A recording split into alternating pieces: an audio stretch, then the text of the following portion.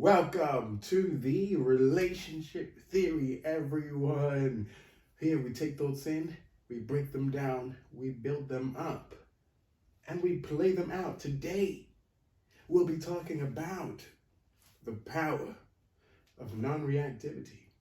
We hear so much about non-reactivity, and if you haven't, people claim it's a superpower.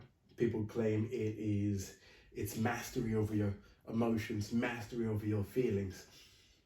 There's something we don't cover about this mastery, this power that people make non-reactivity sound like. One of the things people will refer to immediately when it comes to like non-reactivity is resiliency and calm and peace and all of these things that seem to have this semblance of a non-violent attitude. And I'm here to say, absolutely not.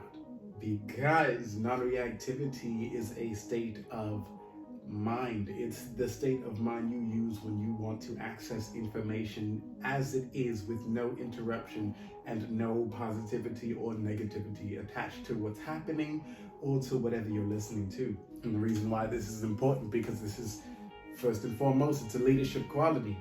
If you don't know how to be non-reactive to the information you're receiving, when it comes to really high-stakes situations, you're going to be in trouble.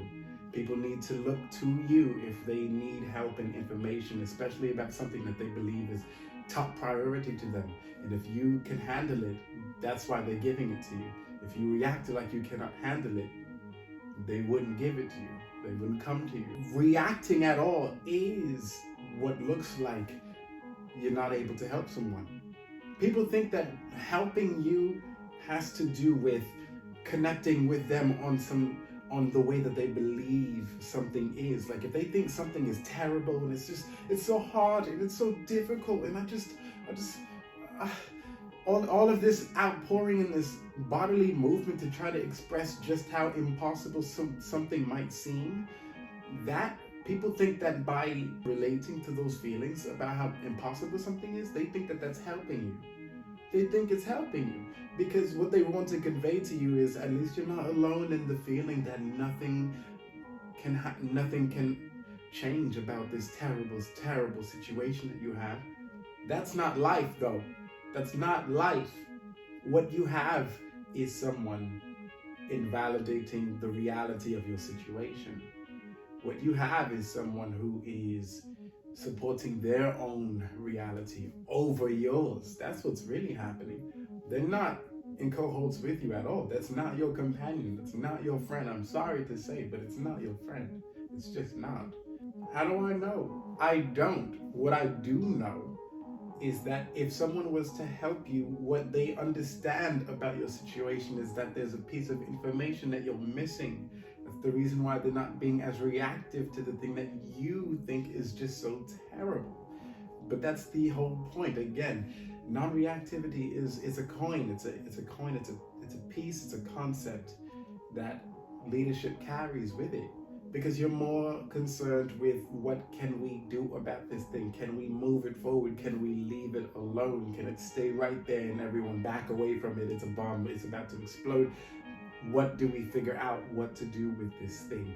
It's more so about that. We're always focused on what needs to be done. There's very little space for communication, for conversation. When you really look at the fact that if everything is just information that needs either processing, stalling, halting, or forward movement, then you actually communicate much less, unless the arena and the environment calls for it. So the real question here is, what environment are you really looking for? What are you trying to have out of the relationships and the communication that you bring to someone, or that someone brings to you? What exactly are you trying to extract? And this is the secret of most interactions nowadays. Everyone keeps that piece to themselves. No one's trying to tell you that the reason why they're communicating with you is because of their own specific needs and nothing about you. No one is telling you that they don't really want to support you.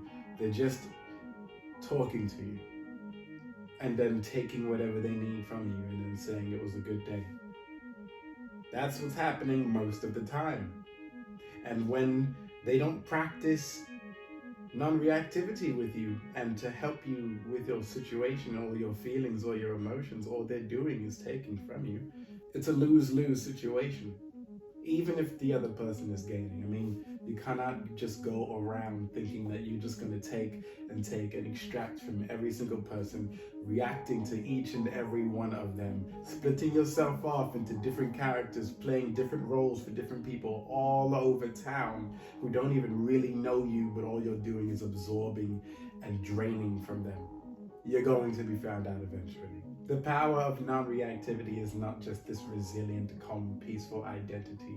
It's actually a really, really high place of power in which what you're trying to do is understand the world around you without treating it as if it was who you are. Who you are is not what is happening to you. There's a huge difference going on between what you see in life and what life is as it is itself. And people who are non-reactive understand this. Again, it's just a state of mind. There are moments when you allow yourself to react. There are moments where you allow yourself to be yourself whenever you feel like. If you want to gasp and shock, you can do it. If you want to laugh, you will laugh. If you want to rage and get angry at someone, if you want to yell, you will yell. But there's usually a moment for that. But nowadays, the call for non-reactivity is extremely high. And it's because there are very few people actually trying to do anything about their situations. All they're trying to do is find someone to relate to how impossible their life seems.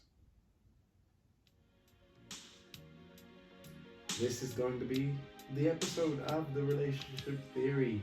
Thank you for coming by, everyone. Hey, I just released a book on Amazon Kindle. It's called You Are You. Life, relationships, and how the idea of relationships affects your life. It slows down time enough for you to see what's happening in your life so that you can bring the stars in your mind a little bit closer to home. I promise you it's a good read. Go ahead and check it down in the description box. I will hope to see you guys soon. Have a great day.